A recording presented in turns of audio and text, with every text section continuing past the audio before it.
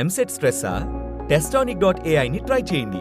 Free mock test, custom test, AI insights మరియు performance tracking కూడా. Register now. ఈ రాష్ట్రంలో ఎన్ని డిస్టిలరీస్ ఉన్నాయన్న దాని మీద ఒకసారి మీకు తెలియాల్సిన అవసరం ఉంది ప్రజలారా. ఎన్ని ఉన్నాయి అంటే ఈ మందు తయారు చేసే ఫ్యాక్టరీలు మన భాషలో, మన ప్రొద్దుటూరు భాషలో ఏంటంటే ఈ మందు తయారు చేసే ఫ్యాక్టరీలు అనుకున్నాం. వాళ్ళ భాషలో అయితే డిస్టిలరీస్ అంటారు, మన భాషలో అయితే ఫ్యాక్టరీలు అనుకున్నాం. ప్రెసిడెంట్ మెడల్ అనేది ఒకటి హైదరాబాద్ బ్లూ డీలక్స్ బ్రాండ్ల విస్కీ 2017 నవంబర్ 22న చంద్రబాబు ప్రభుత్వం అనుమతించింది. అంటే ఈ డిస్టిలరీస్ ఎన్నైతే ఉన్నాయో వీటిలో 4 ఫ్యాక్టరీలకు అనుమతి ఇచ్చింది కాంగ్రెస్ ప్రభుత్వం. తక్కినంగా మిగతా 25 డిస్టిలరీస్ అన్నిటికీ అనుమతి ఇచ్చింది చంద్రబాబు నాయుడు ప్రభుత్వం. ఒక్క ఫ్యాక్టరీకి కూడా జగన్మోహన్ రెడ్డి అనుమతి లే. ఒక్కటంటే ఒకటి కూడా. 2019 నుంచి 24 వరకు జగన్మోహన్ రెడ్డి పరిపాలన చేసిన కాలంలో బ్రాందీని, విస్కీని తయారు చేయడానికి ఫ్యాక్టరీ పెట్టుకునేదానికి అనుమతి మా ప్రభుత్వం ఒక్కటి కూడా ఇలా. అన్ని చంద్రబాబు నాయుడు ఇచ్చినట్టే. గవర్నర్ రిజర్వ్, లెఫైర్ నెపోలియన్, ఓక్టాన్ barrel aged, seventh heaven, high voltage gold, royal palace, new king, సైన్, Bira 91, TI mansion house, TI courier Napoleon whisky brandy, power star, legend ఇలాంటి దాదాపు 200 బ్రాండ్లను తయారు చేసే డిస్టిలరీస్ అన్నిటికీ అనుమతి ఇచ్చింది చంద్రబాబు నాయుడు ప్రభుత్వం.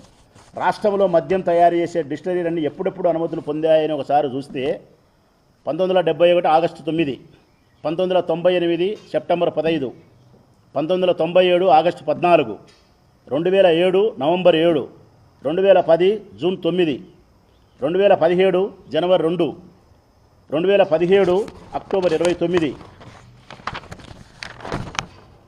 గౌతమి ఆగ్రో ఇండస్ట్రీ అనేది 1997 నవంబర్ 17, ఇంకొకటి 2008, ఇంకొకటి 2017, 2019 ఫిబ్రవరి 25, ఇంకొకటి 2017 23 అక్టోబర్, 1974 అక్టోబరు, 1982, 1998, 2018, 2016. అంటే 2019 నుంచి 24 వరకు ఒక్క పేరు చెప్పలేకపోయినా. ఈ రాష్ట్రంలో ఉండే అన్ని డిస్టిలరీస్ కూడా చంద్రబాబు నాయుడు ప్రభుత్వంలోనే అనుమతి ఇచ్చినట్టే. నువ్వు అనుమతి ఇచ్చి నువ్వు మద్యం తయారీకి అన్నీ చేసి ఆ డిస్టిలరీస్ అన్నీ జగన్మోహన్ రెడ్డి చుట్టాలన్నట్టు మాట్లాడుతున్నావు. జగన్మోహన్ రెడ్డి రాజకీయ పార్టీలకు సంబంధించిన వాళ్ళని మాట్లాడుతున్నావు.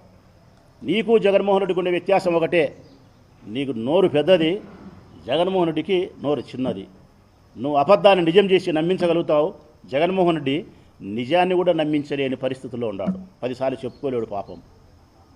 ఆయన ఏమైనా మాట్లాడితే మనం మంచి చేస్తాము, ప్రజలు గుర్తిస్తారు, పైన దేవుడు ఉన్నాడు, కింద ప్రజలు ఉన్నారు. మధ్యలో చంద్రబాబు నాయుడు ఉండేవాడు కనుక్కోలేను పాపం. మధ్యలో ఇంకొకడు ఉన్నాడు. పైన దేవుడు ఉంటే కింద ప్రజలు ఉంటే మధ్యలో బాబు ఉన్నాడు. నందిని పందిని నందిని చేసేవాడు. అది మా జగన్ తెలియక మేమందరం సంఖన ఆగిపోయినాం. మా జగన్ మంచితనం వల్లనే మేము ఇట్లా అయిపోయినాం.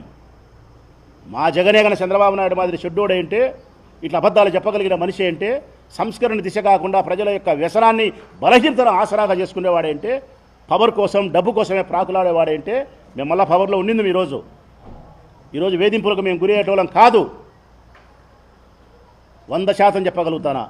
జగన్ మంచితనమే, జగన్ ప్రజాహితం కోరడమే, జగన్ సంస్కరణపై ప్రయాణం చేయడమే. నాడు నేడు మన బడి సంస్కరణ కాదా? సచివాలయాల సంస్కరణ కాదా? గ్రామ వాలంటరీ వ్యవస్థ కాదా? రైతు భరోసా కేంద్రాలతో రైతులకు సలహాలు ఇచ్చి ఎరువులు మందులు ఊళ్ళల్లో పల్లెల్లో పంచినేది సంస్కరణ కాదా? ఇంటింటికి డాక్టర్లు పంపించినాడు సంస్కరణ కాదా? నీకు కావాల్సిన బర్త్, డెత్ సర్టిఫికేట్ ఎంఆర్ఓ దగ్గర దొరకాల్సినవి నీ ఇంటికి వచ్చి ఇచ్చినారు సంస్కరణ కాదా? ఆరోగ్యశ్రీలో వేల జబ్బులను సమకూర్చినాడు సంస్కరణ కాదా? స్కూళ్ళల్లో ఇంగ్లీష్ మీడియం ప్రవేశపెట్టాడు, సెంట్రల్ సిలబస్ తీసుకొచ్చినాడు, డిజిటల్ ఎడ్యుకేషన్ తీసుకొచ్చినాడు, వైద్య పరీక్షలు చేయించినాడు. సంస్కరణ కాదా? సంస్కరణకు మారుపేరు జగన్. మార్పు తీసుకొచ్చేదానికి కంకణబద్ధుడైన వాడు జగన్. చంద్రబాబు నాయుడు పాత చింతకాయ పంచడి, అదే రోట్లు వేసి దంచి అదే తిన్నట్టే అదే పరిపాలన చేతగాలే, ప్రజలను మెప్పించలే, ఇచ్చిన హామీలు నెరవేర్చలే. 6 పథకాలను అమలుపరచలేని చంద్రబాబు నాయుడు 60 కేసులు పెట్టగలిగినాడు, 60 మందిని జైలు పంపించగలిగినాడు. ఇచ్చిన ఆరు పథకాలను అమలుపరచడానికి చేతగాలి ఆయనకు.